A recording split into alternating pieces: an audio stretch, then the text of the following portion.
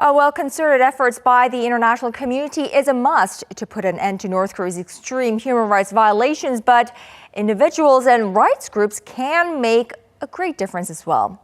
How are those in South Korea doing their part in addressing the brutalities happening just north of the border? Our news feature tonight with Lee Ji-won.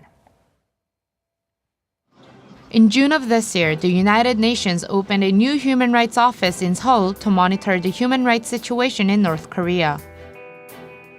Furthermore, the Third Committee of the UN General Assembly passed last month a resolution on such issue in an overwhelming vote of 112 to 19. These two landmark events this year alone have further underlined an undeniable truth. The human rights situation in North Korea is not only in the world's radar, but also a pressing global agenda. Last year in February, the UN Commission of Inquiry published a report on North Korea's human rights violations. These violations were systematic, extensive, and serious, and they have been ongoing for decades. The situation in the North is no different than the Nazis' brutality, which claimed the lives of 6 million Jews, or that of Cambodia's Pol Pot of Khmer Rouge, which killed 2 million. Efforts in South Korea are also seen in both governmental and civilian levels. According to Seoul's Ministry of Unification, there are currently 60 non-governmental organizations registered with the government working on improving North Korea's human rights situation. Such NGO is the Citizens Alliance for North Korean Human Rights, a group credited of introducing the human rights issue for the first time to the world in the 1990s. We first started campaigning on the issue in South Korea, but people were very reluctant to talk about North Korean issues as many considered them to be very political. So we thought maybe if the international society underlines the situation first, then South Koreans could also see the problem as it is, a human rights issue. So we held global campaign activities which raised awareness both internationally and domestically. NKHR seeks other international NGOs and governments to support this cause, and it tries to further make the issue known to the world by means of exhibitions and cultural events. But how serious is the issue? We met a North Korean defector who now works as a painter, conveying his message through his works. Just 10 years ago, Song-byuk used to draw propaganda posters in North Korea.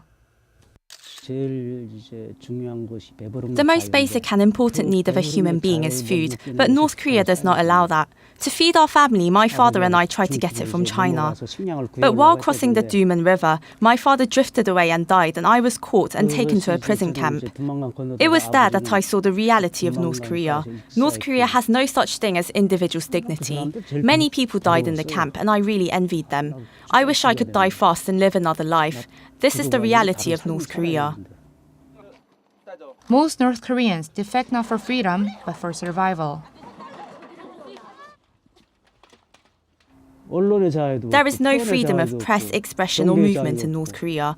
There isn't and shouldn't be another place like North Korea.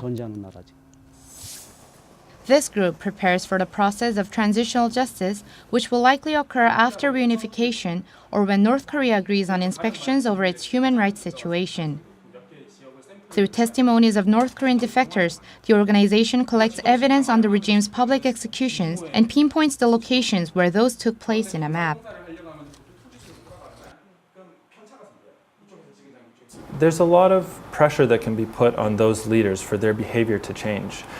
One way that people put it is they call it accountability anxiety. If you know that somebody's watching you and you know that what you're doing is a crime against humanity, you're going to start get a little bit nervous, and that might change the way they behave and change the way they approach these sorts of issues within North Korea. As the world is working on to improve the human rights of the North Korean people, South Korea should go beyond activities held by organizations and engage society altogether. To improve the North Korean human rights issue, organizations need support. And by support, it doesn't simply mean food aid or pressure North Korea to hold talks. An actual way to solve the issue is to let North Koreans know what the outside world really looks like and help them escape Kim's abusive rule.